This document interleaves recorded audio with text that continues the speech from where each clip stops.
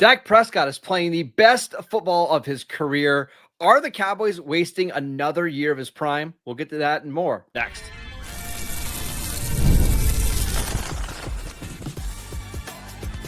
You are Locked On Cowboys, your daily Dallas Cowboys podcast.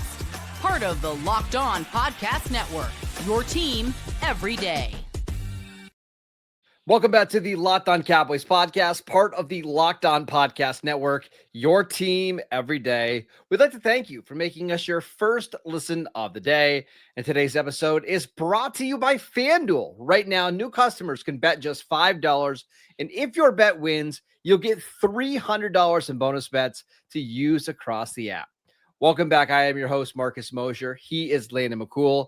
And on today's show, we're discussing the players that need to be benched on defense and the ones that we would like to see replace them. We're also going to talk about the Cowboys' run game here in a little bit. But let's start with this. We've seen the first month of the season, and Dak Prescott is playing some unbelievable football right now, Landon. And I'm going to make the case that I think this is the best complete game that Dak has ever had. And it feels a little bit like he's entering the 2014 Tony Romo phase of his game where everything is just slowed down for him. Yeah. He knows where to go with the ball. Even bad offensive line injuries, that doesn't seem to matter. He's just locked in right now. Yeah, I think it's certainly that, and I think it's certainly as well, all the players, the collection of talent that's around him, and the infrastructure that's around him on offense specifically, that it feels like it's greatly improved, and he's thriving in it, right? I think you're right too. When you include the context of what he was facing and who he had surrounding him, and maybe more importantly, who he didn't have in this game. This was, I think, the best Dak performance that I can remember. He was consistently getting the ball out. He was, on target. There were so many different plays. I think about that Turpin play on third down where it was an all-out blitz, and he just threw the ball to the spot where Turpin was going to end up, and then Turpin just catches on the sideline, completing it like, just a perfect throw against zero blitz. And this was, he was getting the ball out on target right before the rush could get him. He had the lowest time to throw of the season. I think it was like 2.69, something like that. And he did that while posting the highest success rate and the highest EPA per dropback of the year for him as well. So I just think that, and it really showed in the output of Micah Parsons, right? And I think that's why after watching the broadcast, it felt like Parsons didn't have such a great game. But if you go back and watch the tape, he was dominating at times. But Dak was getting the ball out so quickly and so efficiently and getting completions that it basically neutralized the effect that Parsons was having overall on the effect of the offense. I watched all 10 pressures of Micah Parsons on Sunday, and that's the exact takeaway I had. It's if you had just a tiny bit lesser quarterback than Dak Prescott, Micah probably has 3 sacks and wrecks that game. But Dak he's been in this situation so many times before. He knows how he can get rid of it. He knows where his hot routes are at. Just a masterful quarterback play. And again, he's had years where the weapons have been much better. The offensive line has been better. But I think the combination of you were without 3 starters at one point. You're without CeeDee Lamb. You've got Turpin in there as your number 2 receiver. You've got Jalen Tolbert making big plays against a defense that going into this game, again, I want you to just remember this. Going into this game, everybody thought was the best defense in the NFL. And now coming out of it, I see the national take is, this defense was overrated. It wasn't that good to begin with. It's blah, blah, blah, blah, blah. That's just how well Dak's playing right now. He carved them up. That's the Dak Prescott effect, right? Is that everybody's just talking about how bad this good thing was after they played Dak Prescott, not talking about how good Dak Prescott is, right? I absolutely will. And the benefit of having a run game, and we'll talk about that in the second segment, but I think really has just helped balance this offense in a way that it allows Dak to have all the tools at his disposal, and he was able to play in a neutral game script, throughout the game. And I think that that's really the key, is adding that second passing a weapon, which obviously we only have one now because CD was down, but adding that second weapon and then adding the run game gave the offense a level of balance that didn't have to press Dak into playing out of his comfort level. He's playing within himself. He's really, really hard to stop when he's able to, when he has all the things available to him on the menu, and he's playing really good. We cannot get out of this segment, though, however, even as good as Dak Prescott has been, without talking about giving credit to Brian Schottenheimer and especially Clayton Adams. I think those two guys devised up an incredible protection plan, because you're right. Even though Parsons had a whole bunch of pressures and a kind of an inconsequential sack, they didn't have very many pressures overall in the game. I think there was only something like 16. And if you go and watch the different ways that they were solving that problem, all the kind of different, ways that they threw resources at it, they putting two tight ends on one of the defensive ends, on Gary on the other side, so they could slide protection the other way, a running back chip, a wide receiver chip. They kept the protection game fresh, so they weren't just doing the same thing over and over again. And I think it really kept what is a vaunted pass rush, not just Micah Parsons, on its toes, and they were not as effective as they should have been. One big picture thing here, because Dak's playing so well right now, and I know the numbers might not necessarily bear that out because he's had some late game interceptions where the games were out of hand, but he played awesome in the Eagle game. He played awesome in the Giants game, and his best game of the season came against Green Bay. Does that cause you to maybe think the Cowboys should be a little bit more aggressive this year? Because you and I have believed for a while now that after the Micah Parsons trade, the plan is to keep all these picks, spend them on defense, keep your young core on offense, and that's how you build around Dak. But with Dak playing this well, and now that he's healthy, I'm knocking on everything of what I have around me. Should the Cowboys be a little bit more aggressive, building a better roster around him? Yeah, we obviously had this question answered after the Bears game, right? And we were like, it just doesn't feel like this team is there. It's just not quite where, it's not, is it worth, investing in this year? But you're right. Dak is just playing at such a high level, and it's not even just Dak. It's the offense is just so effective, and there's so much synergy happening here that you feel like, do you really want to waste this when you have an opportunity? You have some picks and stuff to maybe make a move. I think we still kind of have to play a little bit more wait and see. After last week, I was convinced that the answer is no, that you should keep your powder dry and just can continue on to next season. I think you got to see what happens with we're in the middle of a Jets game that's playing right now, just to pull the curtain back. But they don't look too great, and they haven't looked too great the first few weeks. There is a chance you could win that game, and then you play Carolina after that. There's a chance you could win that game, and suddenly you're in a very different spot than you were after this Bears game. So I do think that it has changed my mind that at least we should be considering it, at least more of a wait and see mode than a hard no.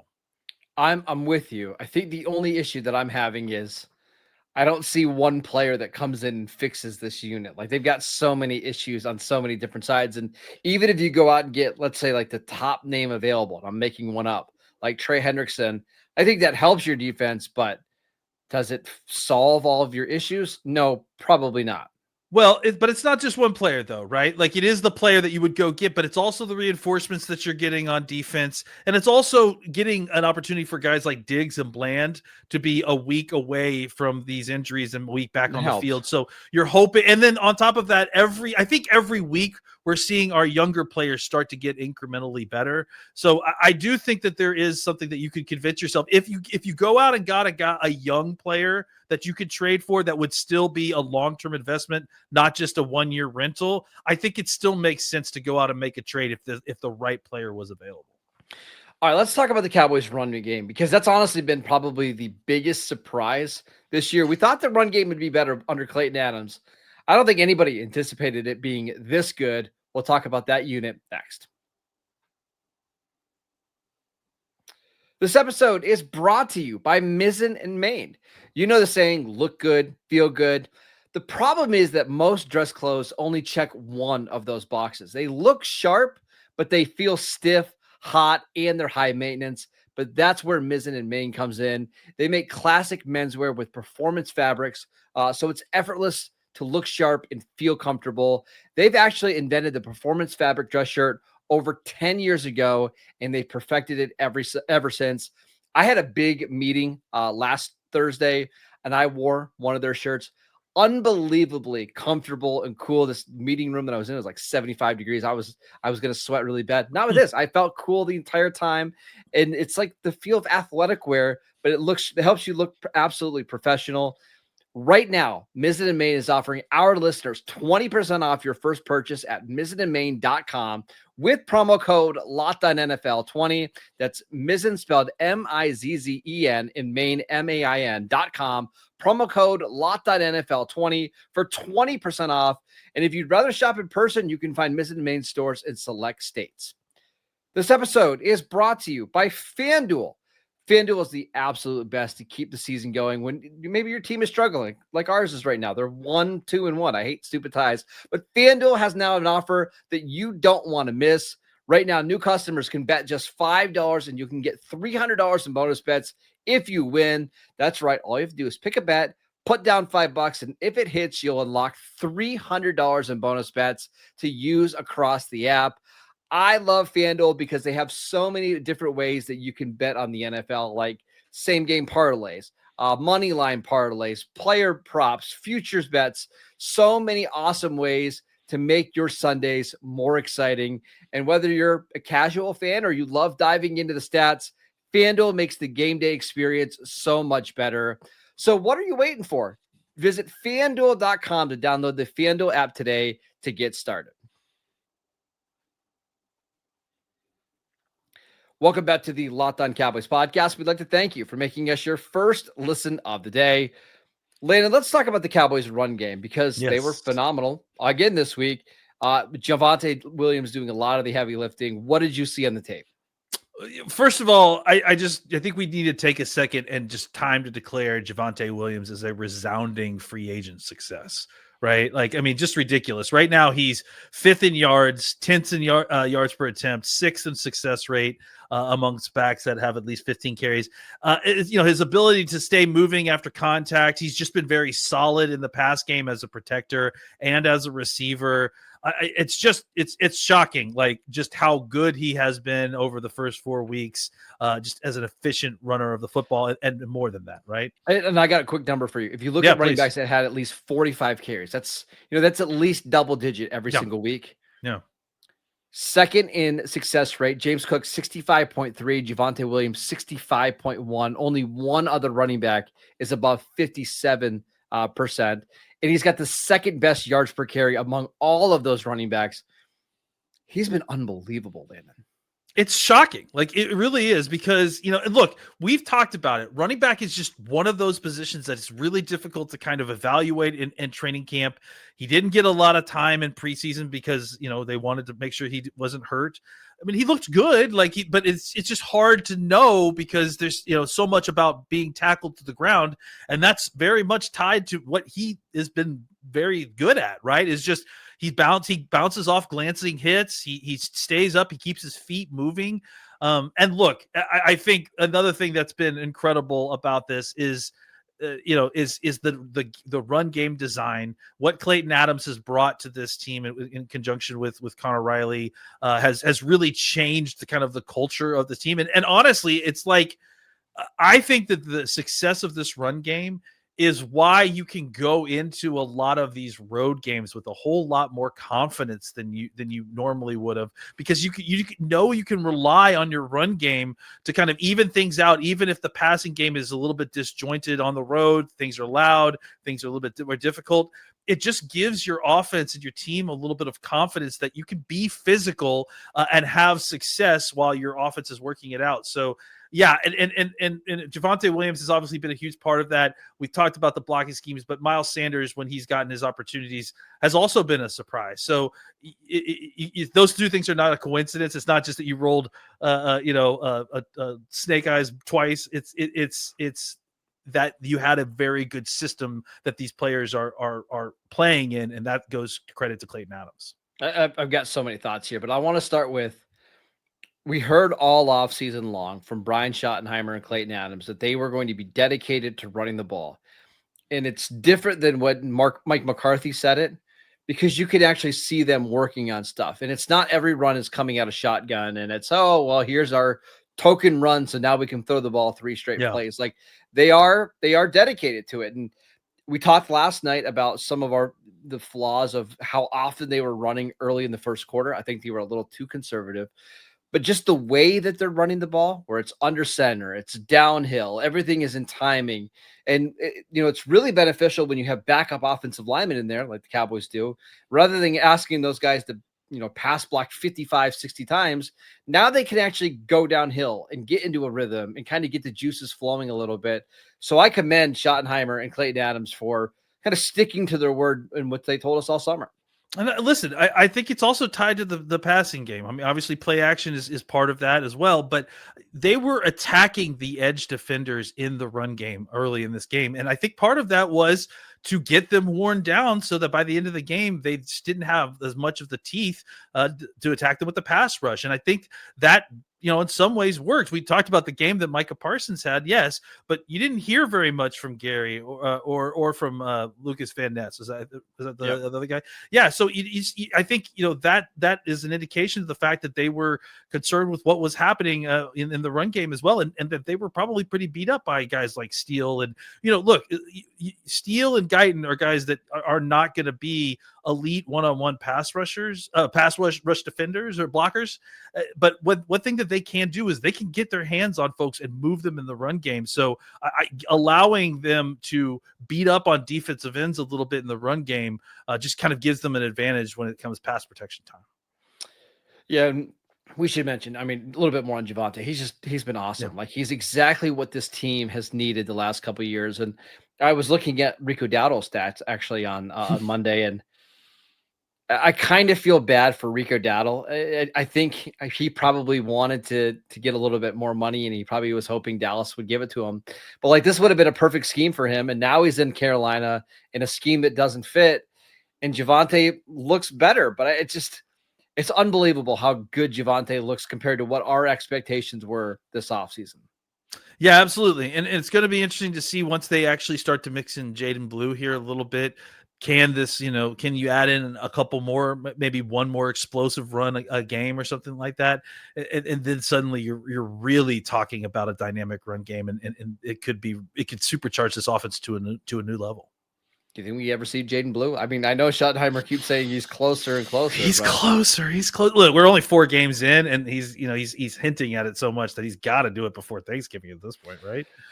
There's going to be a point in the season where they really need his explosiveness and juice, just as a rotational guy, because I love Javonte. He's playing well, but he's getting 20 touches every single game. Like at that pace, he's just not going to last. So they've got to do a better job of managing some of those touches. And I would think that Blue's going to be the guy that can eventually do that. Yeah, Sanders has done a little bit of it, which has been exciting. And Javonte Williams has gotten a couple of explosive runs as well. But you're right. I think you certainly don't want to continue on this pace for the rest of the regular season. You need to be able to mix things up a little bit. You need to have another reliable back that you can spell Williams. Otherwise, things are going to get rough at the end of the season. He's on pace for like 380 touches, which is absurd. Let's talk about the Cowboys defense because we have to. Who should be on the bench and who should be getting more playing time for this unit moving forward? We will get to that next. This episode is brought to you by Rugiet. Guys, you've probably heard of Viagra or Cialis. Maybe you've even tried them. But if you're looking for something beyond the usual pill, it's time to meet Rugiet Go Long. Rugiet Go Long isn't just another ED pill. It's a total game changer for confidence. Go Long combines 2 doctor-trusted medications in one dual-action formula, so you can get hard and go the distance. The effects can last up to 36 hours. That's confidence all day, all night, and even into the next day. One more time. Yeah, you're good. The process is simple. Connect with a board-certified doctor that is 100% online, and if prescribed, your treatment ships discreetly right to your door. Are you ready to level up your confidence in the bedroom? Head to Rugiet.com, Rugiet.com, and use promo code LOCKEDONNFL for 15% off your first order. That is Rugiet.com, promo code LOCKEDONNFL, and make sure to use our code so they know that we sent you. Welcome back to the Locked On Cowboys podcast. We'd like to thank you for making us your first listen of the day. For your second listen, check out the Locked On NFL podcast. 2 shows every single day. 1 in the morning with Tyler the Madman Rowland. 1 in the afternoon with Tony Wiggins, who will take you into the barbershop for the smoothest breakdowns. Find it Locked On NFL on YouTube or wherever you listen to your podcasts.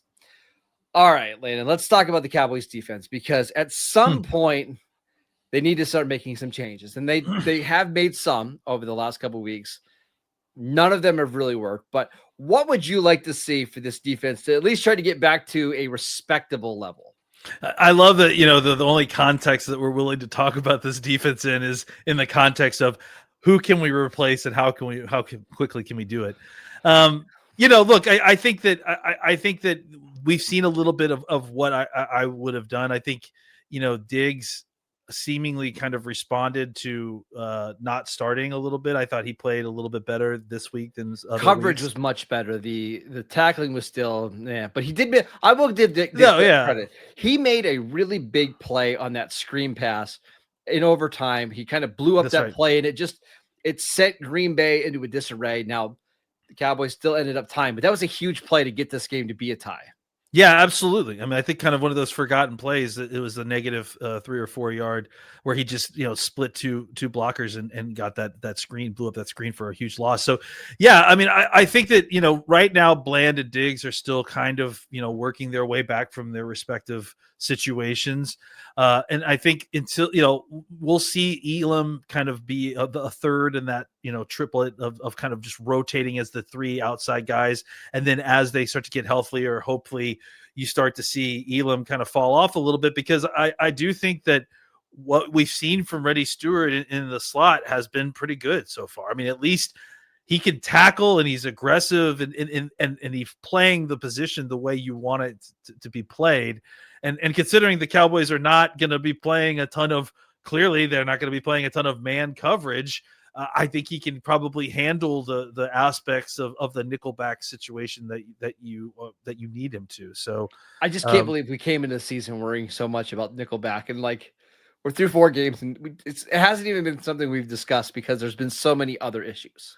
Yeah, and well, I mean, look, it's not like there's a bunch of success to talk about on that side, so it's not like it's been good, but it does feel like it hasn't specifically been the nickel situation that's been the problem, right? It feels like it's been miscommunication between the boundary corners and the safeties, so and just bad play as well from those folks. So I do wonder, I think with Wanye Thomas coming in, and obviously we don't know exactly what the timeline is for Hooker.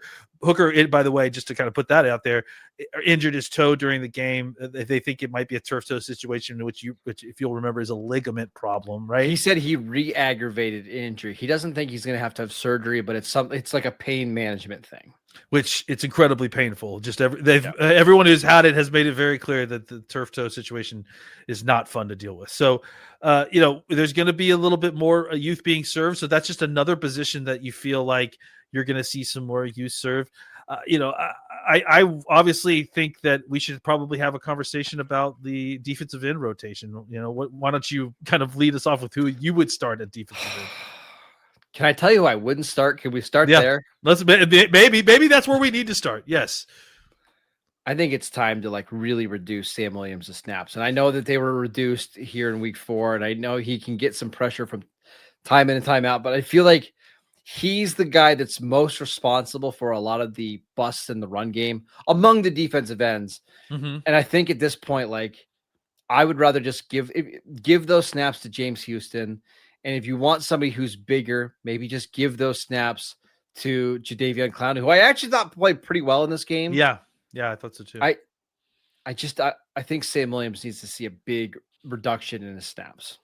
Yeah, obviously you mentioned the James Houston, who's obviously the name that's going around here. My thought with James Houston is I want to get him on the field more and I want to see him play more, but I just worry about playing a 6'1", 240-pound, not elite athlete. Well, that's why I think they need to. And again, Clowney was just coming in, but I think Clowney should start. I think you should probably have Nealon and Clowney as your base ends, and those are the guys that are eating up a lot of first and second down snaps. And then on third downs is when you rotate in guys like Fowler, James Houston, Fowler, and James Houston. Ezeraku. Listen, I thought Ezeraku played better in week 4, but I don't know if he should have double the amount of snaps as James Houston right now. Yeah, I mean that's a kind of a weird double-edged sword too, because you need Ezeraku is getting better, and you need him to continue to get better because that's part of your long-term hope is that you need him to play better. So I think that they're going to feel very conflicted about reducing his snaps, and I do think that he should be playing. Maybe he just needs to play some more early down snaps because he did do some nice stuff in the run game. He's getting better. I'm fine with the Cowboys playing him. It's just. There's pretty clearly one guy that shouldn't be out there as much as and he's honestly responsible for a lot of the bust that's happening. One more thing I wanted to ask you. If I were to tell you, like, hey, I need you to pick the best linebacker on the team, and they're going to play 55 snaps. It is unbelievable how mediocre from top to bottom this linebacker core is right now. I don't care how if you're making me to defend the world or whatever, like, you know, who's the Cowboy linebacker I would pick? I would say Overshown, drop that crutch and get over here right now, because I don't even care if you're 10%. You're coming in and playing right now. The problem is Kenneth Murray is responsible for most of the coverage bust. Jack Sanborn's athleticism is killing them in coverage. And honestly, one of the touchdowns, I think it was the touchdown that Jordan Love threw at the end of the game, Murray just didn't get deep enough. Murray gets deep enough, he probably tips that pass. I don't know. The linebackers are a mess, and it just feels like we're just waiting for DeMarvion Overshown to save the day. It's just like everybody's on this kind of crazy roller coaster of play, you know, and it's just you can't get consistency week to week. You know, Damone Clark looked good early on, but then he didn't. So, you know, all these guys are playing inconsistent. You need to find one linebacker who can play good football for you. They don't have any right now, which is why their defense is really struggling. All right, that is it for today's show. We would like to thank you for making Locked On Cowboys your first listen every single day. Follow the show on YouTube. Download the podcast wherever you get your podcast. Follow Landon on Twitter at McCoolBCB. I'm at Marcus _Mosher, and we will see you right back here tomorrow.